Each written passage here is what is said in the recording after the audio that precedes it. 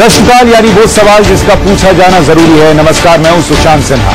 एक ऐसे वक्त में जब देश के अलग अलग हिस्सों में किसान प्रदर्शन कर रहे हैं और कई और मांगों के साथ साथ कर्ज माफी की भी मांग कर रहे हैं, हम इस सवाल को पूछने का जोखिम उठा रहे हैं कि किसान के गले में लोन माफी का फंदा कब तक डालती रहेंगी सरकारें। जोखिम इस बात का है कि हम किसान विरोधी करार दिए जा सकते हैं, लेकिन हमारी दरखास्त है कि 20 मिनट निकालकर ये पूरा शो देखिएगा, क्योंकि बात किसान के हक की है, विरोध की नहीं है। लेकिन किसानों की समस्या की गहराई में जाएं उससे पहले दो तस्वीरें आपके सामने रख रहा हूं जो आपको बताएंगी कि इस देश का किसान अलग अलग सरकारों के हाथ कैसे तुल मरता है। कहीं गोली खाकर मरता है तो कहीं सरकार की बेरुखी मारती है। मध्य प्रदेश पहले से सुलग रहा है, किसानों पर गोली तक चल चुकी, देश भर में हंगामा है और इसी बीच कर्नाटक के हुगली में आज किसानों को मुआवजे के तौर पर 100 रुपए के चेक थमा दिए गए। राहुल गांधी मध्य प्रदेश में किसानों के हक की लड़ाई लड़ने की बात कर रहे हैं और उधर कर्नाटक में उन्हीं की पार्टी की सरकार किसानों को 100 रुपए का चेक थमा रही है। देश के अन्नदाता से इससे भद्दा मजाक क्या हो सकता है? सरकारें इतनी निर्मम कैसे हो सकती है? सरकारों की निर्ममता का इतिहास पुराना है। पुराना नहीं होता तो किसान आज भी सड़क पर मर नहीं रहा होता। लेकिन किसान का दर्द सियासत का जरिया भी है। मध्य प्रदेश में कैसे कांग्रेसी नेताओं ने किसान आंदोलन को बवाल में बदला, कैसे चिंगारी को आग का रूप दिया और कैसे किसानों के कंधे पर बंदूक रखकर मुख्यमंत्री की कुर्सी पर गोली चलाई, वो इस रिपोर्ट से समझिए।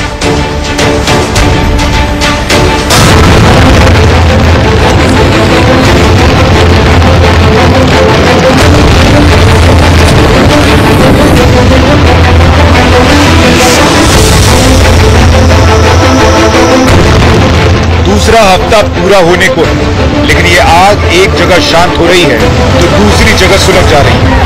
शाजापुर और भोपाल इंदौर हाईवे की ये तस्वीरें देखिए। ये मध्य प्रदेश है, जहां के बड़े हिस्से में इन दिनों एक महाभारत छिड़ी हुई है। क्यों? क्या सचमुच किसानों की लड़ाई या पर्दे के पीछे कोई और ये आग भड़का रहा है? उसे समझने के लिए जरा इस एक्सक्लूसिव वीडियो को देखिए। आप बदल सकते हैं। चलो प्रशासन को बाहर निकालो, इनको अंदर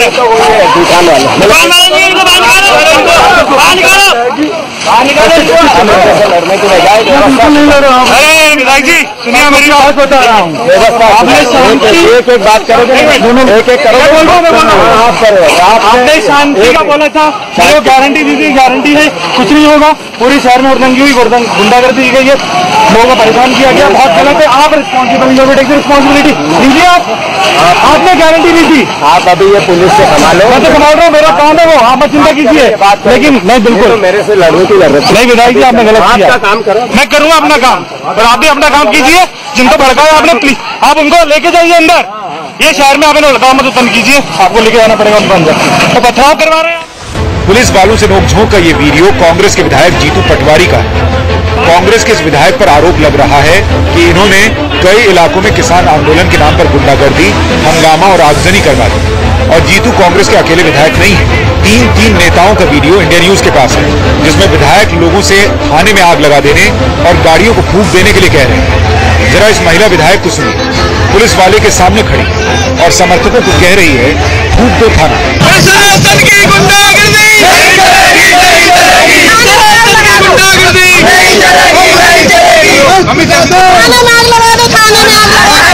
अब एक तीसरा वीडियो भी सुन लीजिए। ये दम रखना कि अगर एक भी गाड़ी आ जाए तो आग लगा दो। कोई भी किंतु परंतु थाना पुलिस कोई डरने की जरूरत नहीं। ये दूध वाले मामले में हम सब लोग चौराहे पे रोकेंगे। साफ बात पुलिस के जवान भी है, अगर वो नहीं रुकेंगे तो जो तरीका अपनाना वो सब अपनाएंगे। अब 3 तस्वीरें देखिए। जो विधायक पुलिस वाले से तू मैं कर रहा था वो कांग्रेस का जीतू पटवारी है। जो विधायिका शकुंतला खटिक थाने में आग लगाने के लिए कह रही हैं, वो भी कांग्रेस की विधायक है। और जो गाड़ियों में आग लगाने के लिए कह रहा है वो डीपी धाकड़ है, रतलाम में जिला पंचायत उपाध्यक्ष। शायद आपको अब समझ में आ गया होगा कि मध्य प्रदेश और महाराष्ट्र में आग कौन लगा रहा है और लगवा रहा है। किसानों की मांग से किसी भी पार्टी का कोई लेना देना नहीं। रिपोर्ट में कांग्रेसी नेताओं के मंसूबे समझने के बाद एक तस्वीर और दिखाना चाहता हूं आपको। मध्य प्रदेश में किसानों को जो कांग्रेसी नेता भड़का रहे थे उनमें से एक जीतू पटवारी भी थे।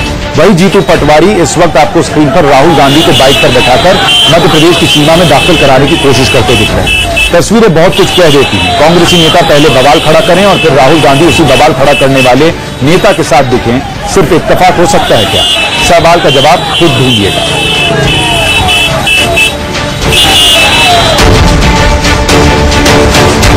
अब एक दूसरी हकीकत भी आपके सामने रखना चाहता हूं।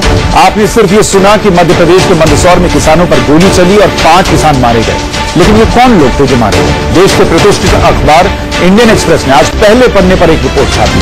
उस रिपोर्ट में क्या है वो इस रिपोर्ट में देखिए। ये अभिषेक है, 19 साल की उम्र का 11वीं में पढ़ने वाला छात्र। मंदसौर में पुलिस फायरिंग में मारा गया।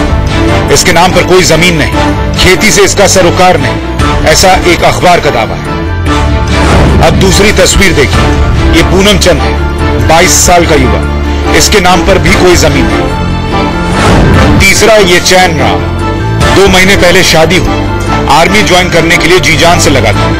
ऐसी बातें रिपोर्टिंग के दौरान सामने आई हैं।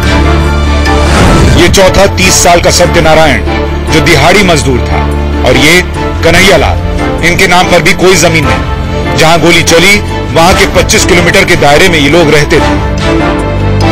खबर है कि इन्हें भड़काया गया स्थानीय नेताओं की तरफ से, और उसके बाद पुलिस के साथ विवाद बढ़ा और इन बेगुनाहों की जान चली गई। खुद सोचिए, ये सवाल नहीं उठता क्या कि जिनका खेती से लेना देना तक नहीं, वो किसानों के आंदोलन में क्या कर रहे हैं? कौन लाया था उन्हें? चुनाव नजदीक हो तो किसानों का दर्द क्यों उठाती है पार्टी? खैर, किसानों के नाम पर सियासत का इतिहास भी पुराना है और किसानों पर गोली चलने का इतिहास भी पुराना है। आज जिस मध्य प्रदेश की खबर सुर्खियों में है, इसी मध्य प्रदेश के किसानों ने 1998 में भी गोलियों की गूंज सुनी थी। 2 दर्जन के करीब किसान पुलिस फायरिंग में मारे गए थे, लेकिन विडंबना देखिए कि 19 साल पहले भी किसान मुआवजे की मांग करते हुए गोलियां खा रहे थे और आज भी खा रहे हैं। उस वक्त मुख्यमंत्री दिग्विजय सिंह थे मध्य प्रदेश के। हालांकि देश के दूसरे हिस्सों में भी किसानों पर गोलियां चली और जब चली तब सत्ता में रही पार्टी ने कुर्सी दबाई है और इसलिए किसानों के नाम पर सियासत भी होती है। आपको समझाते हैं कि कब गोलियां चली किसानों पर और क्या क्या हुआ जब गोली चली। आपके सामने आंकड़े देखिए। राज्य महाराष्ट्र था, साल 2012 का। सांगली में गन्ना किसानों पर फायरिंग हुई थी, पुलिस ने यह फायरिंग की थी। एक किसान की इस फायरिंग में मौत हो गई थी। कांग्रेस की सरकार थी तब वहां पर, पृथ्वीराज चौहान मुख्यमंत्री हुआ करते थे। 2012 की बात है महाराष्ट्र की। 2014 में चुनाव हुए और कांग्रेस चुनाव हार गई। इसके बाद दूसरा आप आंकड़ा देखिए कि किस तरीके से उत्तर प्रदेश में गोली चली थी। साल 2010 की बात कर रहे हैं। अलीगढ़ के टप्पल में किसानों पर गोली चली और इस गोलीबारी में 3 किसानों की मौत हो गई थी। बसपा की सरकार थी, मायावती उस वक्त मुख्यमंत्री थी। एक और आपको हिस्सा दिखाते हैं। ये भी किस्सा जो है वो उत्तर प्रदेश का ये और 2011 का, यानी 1 साल बाद का। भट्टा परसौल में किसानों पर फायरिंग में 2 किसानों की जान चली गई थी। बसपा की सरकार तब भी थी, मायावती उस वक्त भी मुख्यमंत्री थी और 2012 में मायावती चुनाव हार गई थी और अब तक चुनाव में जीत नहीं हासिल कर पाई। ये उत्तर प्रदेश का हाल। उत्तर प्रदेश में 1988 में देखिए क्या हुआ था। मेरठ में किसानों के आंदोलन पर पुलिस की फायरिंग हुई थी और तब 5 किसानों की मौत हो गई थी इस फायरिंग में। कांग्रेस की सरकार थी तब उत्तर प्रदेश में और एनडी तिवारी सीएम हुआ करते थे। 1989 में जब चुनाव हुए, एनडी तिवारी अपनी कुर्सी गंवा बैठे।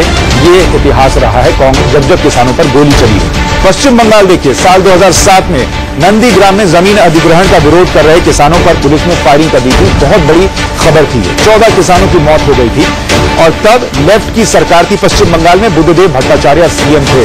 हुआ क्या, उसके बाद 2011 में चुनाव हुए और लेफ्ट का 34 साल का राज खत्म हो गया।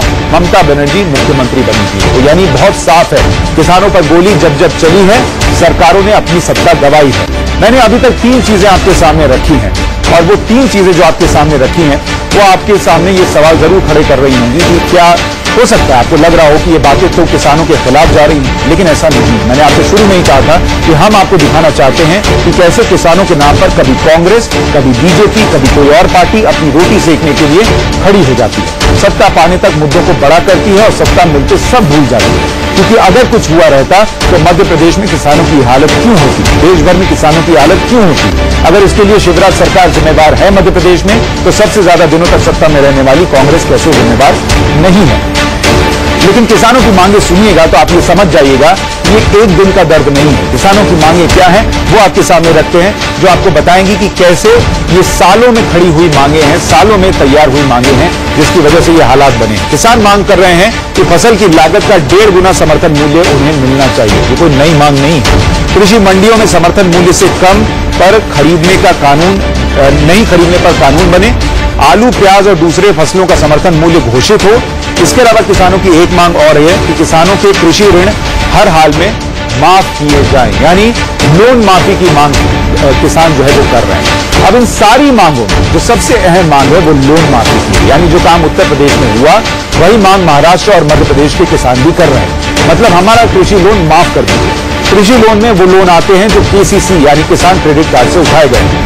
उसके बाद खाद, बीज, बोरिंग यानी सिंचाई के नाम पर दिए गए लोन। ये लोन सहकारिता बैंक के अलावा नेशनलाइज्ड बैंक भी देते हैं। लोन देने के नियम कानून सरकार तय करती रही है। जैसे अगर आप किसान क्रेडिट कार्ड पर लोन ले रहे हैं तो ब्याज 6% का होगा, वो भी अगर आप तय समय में चुका देते हैं तो कुछ शर्तों के साथ ये 4% भी हो जाता है।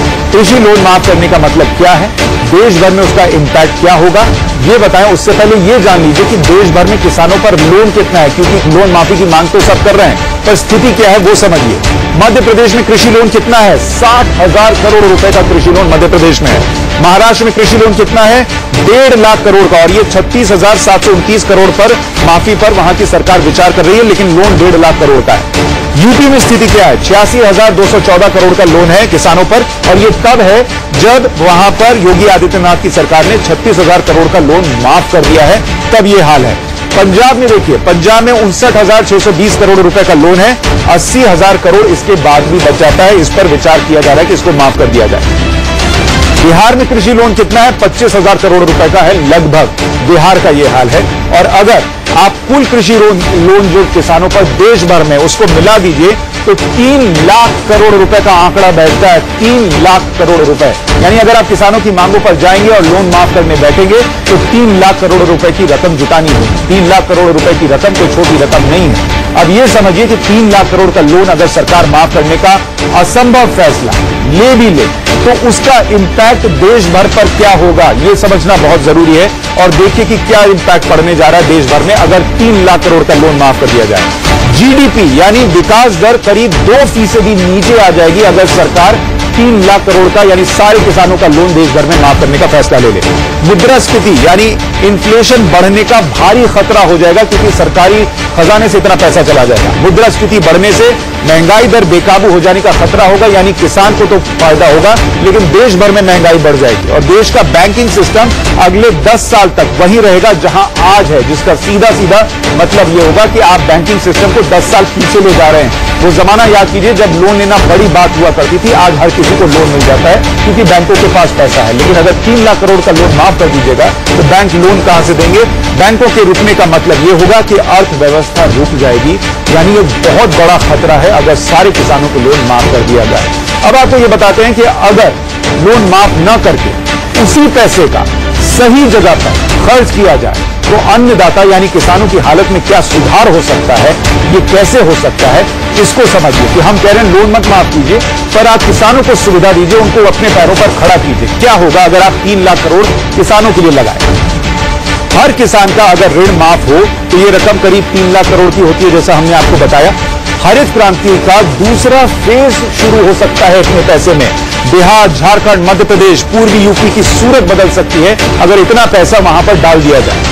सूखे से तबाह महाराष्ट्र में 8 बड़ी सिंचाई परियोजनाओं के 1.5 लाख करोड़ में पूरे करने का फैसला हो सकता है अगर आप 3 लाख करोड़ को कायदे से इस्तेमाल करें। देश भर में 4,000 से ज्यादा आधुनिक मंडियां खुल सकती हैं जहां किसानों को फायदा हो सकता है। किसानों की मासिक आय जो अभी 813 रुपए पर आकर रुक जाती है वो हर महीने बढ़कर 2,000 रुपए महीने की हो सकती है।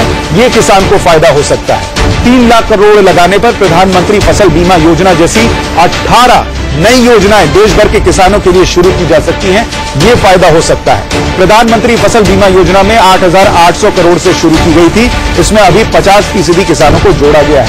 यानी अगर 3 लाख करोड़ का लोन माफ न करके किसानों के हित में लगाया जाए तो बहुत बड़ा बदलाव किसानों के जीवन में देश भर में आ सकता है। लेकिन आपने देखा कि 3 लाख करोड़ को सही तरीके से उन्हीं किसानों पर खर्च किया जाए, मतलब उसे प्लान्ड वे में खर्च किया जाए, तो देश के किसानों की सूरत काफी हद तक बदल सकती है। लेकिन ऐसा होता नहीं, क्योंकि सियासी दल ऐसा करते नहीं। वो करते क्या है, बार बार लोन माफ करते हैं। तो ठीक उसी तरह है कि आप बच्चे को स्कूल में पढ़ने लिखने के इंतजाम न दें, कॉपी किताब कलम कुछ मत दीजिए, और जब परीक्षा की बारी आए तो बच्चे को नकल की छूट दे दीजिए। आप ऐसा करके उन्हें डिग्री तो बांट देते हैं, लेकिन सोचिए कि वो लड़के वो बच्चे किस काम के रह जाते हैं। न वो कॉम्पिटिटिव एग्जाम में बैठ सकते हैं, न किसी अच्छी नौकरी के काबिल रह जाते हैं। किसानों के साथ भी ऐसा ही हो रहा है। उन्हें आप उनकी फसल पर फायदे वाली कीमत नहीं चुका रहे, उल्टा उन्हें लोन माफी का झुंझुना थमा देते हैं। एक जगह लोन माफ होता है, दूसरी जगह हंगामा शुरू होता है और आगजनी होने लगती है, जैसा यूपी में लोन माफी के बाद देश के दूसरे राज्यों में होने लगा। इससे हम आपको एक स्टोरी के जरिए ये भी दिखाना चाहते हैं कि कैसे लोन माफी के बाद किसान की समस्या घटती नहीं है बल्कि बढ़ती चली जाती है।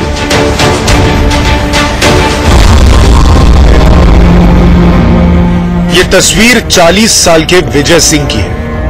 विजय ने मध्य प्रदेश के इछावर में फांसी लगा ली। विजय पर 5 लाख रुपए का लोन था। लोन कई बार लिए गए, लेकिन विजय उन्हें चुकता नहीं कर पा रहे थे, क्योंकि दलहन की फसल के रेट नहीं रहे, डेयरी व्यवसाय में उन्हें फायदा नहीं हो रहा था और पारिवारिक खर्च जस के तस थे। मध्य प्रदेश में पिछले 5 सालों में 10,950 किसानों ने खुदकुशी की है, यानी हर दिन 6 किसान खुदकुशी कर लेते हैं। महाराष्ट्र में आंकड़ा और भयावह है। यहां रोजाना 10 किसान, मतलब करीब 13,000 किसान हर साल खुदकुशी कर लेते हैं। यूपी की हालत भी अच्छी नहीं है, वैसे इन राज्यों के मुकाबले बेहतर है। कुल मिलाकर पिछले 1 दशक में किसानों की खुदकुशी के मामले में 42% की दर से बढ़ोतरी आई है। पूरे देश में 1995 से 2015 तक में 3,18,528 किसानों ने खुदकुशी कर ली। यानी होता यह है कि लोन माफी के बाद बैंक लोन देने को तैयार नहीं होते, किसान साहूकार के पास जाते हैं और साहूकार फिर छाती पर बैठकर पैसा वसूलने की बात करता है, तो किसान आत्महत्या के लिए मजबूर होता है और सरकारें हाथ खड़ी कर देती है।